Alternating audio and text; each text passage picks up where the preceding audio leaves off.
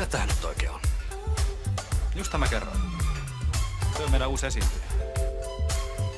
Tai siis toivottavasti. Meinaat sitten palkata sen? Katsotaan nyt, miten tää koeesiintyminen menee.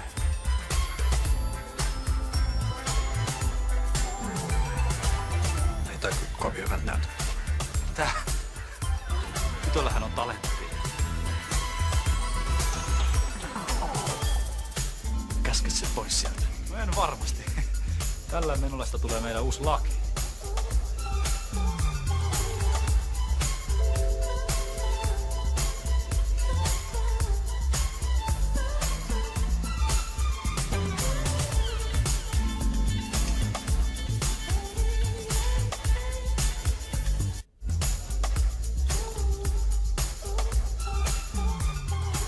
Ihan hyvä veto ensikertalaiselta.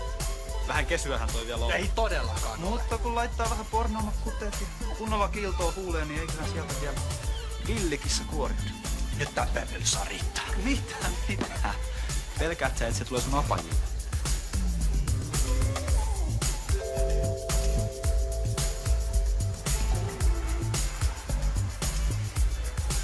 Noin tästä tulee mun apajille.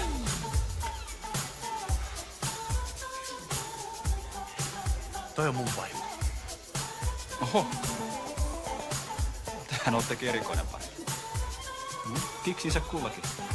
Tehän voisit joskus vetää kimppashow. Sanni ei tullut tänne hakemaan töitä.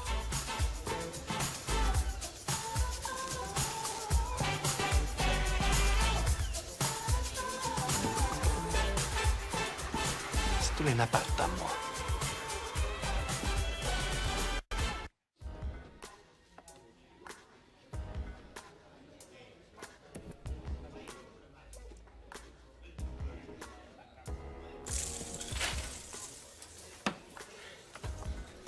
Eiks mennytkin ihan nappiin?